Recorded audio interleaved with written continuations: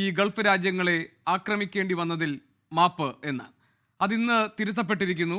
ഇന്ന് ശക്തമായ ആക്രമണം UAEക്ക് നേരെ ഉണ്ടായിട്ടുണ്ട്. ഇപ്പോൾ GCC രാജ്യങ്ങളിൽ ഇറാൻ നടത്തുന്ന ആക്രമണങ്ങളുടെ വിവരങ്ങൾ ഒന്നൊന്നായി വന്നുകൊണ്ടിരിക്കുന്നതേ ഉള്ളൂ. ദുബായിൽ അൽ ബർഷയിലെ ഡ്രോണിൻ്റെ അവശിഷ്ടം തട്ടി ഒരാൾ മരിച്ചിട്ടുണ്ട്. കുവൈറ്റിൽ 2 സൈനികർ കൊല്ലപ്പെട്ടിട്ടുണ്ട്. ബഹ്റൈനിലെ സൽമാൻ പോർട്ടിന് നേരെ ആക്രമണം ഉണ്ടായിട്ടുണ്ട്. ജനവാസ കേന്ദ്രങ്ങൾക്ക് നേരെ ആക്രമണം ഉണ്ടായിട്ടുണ്ട്.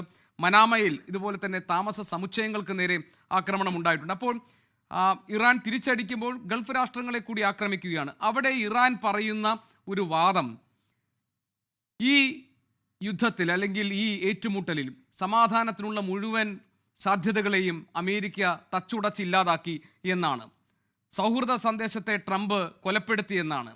അപ്പോൾ ഇറാൻ പറയുന്ന മറ്റൊരു ന്യായം, ഈ സമയത്ത് അമേരിക്കയെ ഗൾഫ് മേഖലയിലെ രാഷ്ട്രങ്ങൾ തടയണം. കാരണം ഈ രാജ്യങ്ങളിലെ അമേരിക്കൻ സൈനിക കേന്ദ്രങ്ങളാണ് ഇറാൻ ലക്ഷ്യമിടുന്നത്. അതുകൊണ്ട് അമേരിക്കയെ തടയാൻ ഗൾഫ് രാഷ്ട്രങ്ങൾ മുന്നിട്ടിറങ്ങണം. അങ്ങനെ ഇല്ലെങ്കിൽ ഞങ്ങൾ ആക്രമണം തുടരും എന്നാണ്.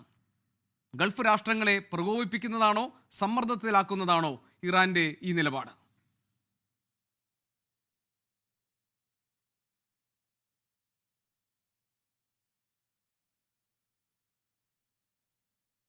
താജ് ആലുവ, എനിക്ക് താങ്കൾ പറയുന്ന ഭാഗങ്ങൾ കേൾക്കാൻ കഴിയുന്നില്ല. എനിക്കൊന്ന് ചെറിയ, താങ്കൾ മ്യൂട്ട് ചെയ്തിട്ടുണ്ടോ അവിടെ?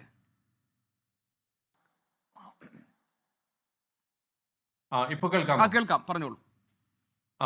അതായത് നേരത്തെ ഇറാൻ നേതൃത്വം, സൈനിക നേതൃത്വവും രാഷ്ട്രീയ നേതൃത്വവും പറഞ്ഞുകൊണ്ടിരുന്ന വാദങ്ങൾ ഇപ്പോൾ അത് ശരിക്കും വാസ്തവത്തിൽ വളരെ വൈരുദ്ധ്യങ്ങൾ നിറഞ്ഞതായിട്ട് മാറുകയാണ്. അതായത് പെഷസ്കിയാൻ പറഞ്ഞത് പിന്നെ അയൽ രാജ്യങ്ങളെ താൻ ഒരിക്കലും ആക്രമിക്കുന്നില്ല, അതിന് മാപ്പ് ചോദിച്ചു. പക്ഷേ IRGCയുടെ നേതൃത്വത്തിൽ നിന്ന് അങ്ങനെ ഒന്നില്ല, തീർച്ചയായിട്ടും ഞങ്ങൾ അമേരിക്കൻ ബേസുകൾക്ക് നേരെയുള്ള ആക്രമണങ്ങൾ തുടർന്നുകൊണ്ടിരിക്കും എന്നത്. അപ്പോ ഒരു വളരെ വ്യത്യസ്ത ദിശയിലുള്ള മെസ്സേജുകളാണ് ഇറാന്റെ നേതൃത്വത്തിൽ നിന്ന് ഇപ്പോൾ വരുന്നത്. അതുകൊണ്ട് തന്നെ ഗൾഫ് രാജ്യങ്ങളെ സംബന്ധിച്ചിടത്തോളം ഇത് അവർ നേരത്തെ ഉള്ള നിലപാടിൽ നിന്ന് പിന്നോട്ട് പോയിട്ടില്ല. അതായത് ഇറാൻ ആക്രമിച്ചുകൊണ്ടിരിക്കുന്നു, അതിനെ പ്രതിരോധിക്കാനും സ്വന്തം രാജ്യങ്ങളുടെ പരമാധികാരം കാത്ത് സംരക്ഷിക്കാനും ഒക്കെ തങ്ങൾ പ്രതിജ്ഞാബദ്ധമാണ് എന്ന അതേ നിലപാടിൽ തന്നെയാണ് ഗൾഫ് രാജ്യങ്ങളുള്ളത്. അതുകൊണ്ട് തന്നെ ഇവിടുത്തെ പ്രത്യേകിച്ച് സെക്യൂരിറ്റി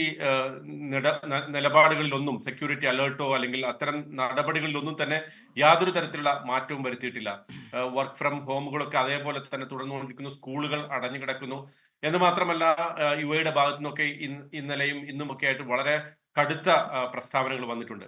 അപ്പോ സ്വാഭാവികമായിട്ടും ഇറാനെ സംബന്ധിച്ചിടത്തോളം ഇതൊരു ട്രംപ് കാർഡായിട്ട് അവർ ഉപയോഗിക്കുകയാണ് എന്നുള്ളതാണ്. അതായത് അമേരിക്കയെ തടുക്കണമെങ്കിൽ, ഈ സന്ദർഭത്തിൽ അമേരിക്കയുടെ കൈക്ക് പിടിക്കണമെങ്കിൽ ഗൾഫ് രാജ്യങ്ങളിൽ കടുത്ത സമ്മർദ്ദം ചെലുത്താൻ ഇത് തന്നെയാണ് വഴിയുള്ളത് എന്നൊരു നിലപാടിലാണ് ഇറാൻ ഉള്ളത്. പക്ഷേ അന്തിമമായിട്ട് അതെങ്ങനെയാണ് അവരെ ബാധിക്കുക എന്നത് ഇനി വരും ദിവസങ്ങളിൽ കാണാനിരിക്കുകയാണ്. കാരണം ഗൾഫ് രാജ്യങ്ങളെ സംബന്ധിച്ചിടത്തോളം ഈ ഒരു അവസ്ഥയിൽ കാര്യമായിട്ട് തുടർന്നു പോകാൻ അവർക്ക് സാധിക്കാത്ത ഒരു അവസ്ഥയുണ്ട്. പ്രത്യേകിച്ചും അവരുടെ സുരക്ഷ, ഇതുവരെ ഗൾഫ് രാജ്യങ്ങളുടെ ഏറ്റവും പ്രധാനപ്പെട്ട ഒരു സവിശേഷത ഒരു സ്റ്റെബിലിറ്റിയും സെക്യൂരിറ്റിയുമായിരുന്നു.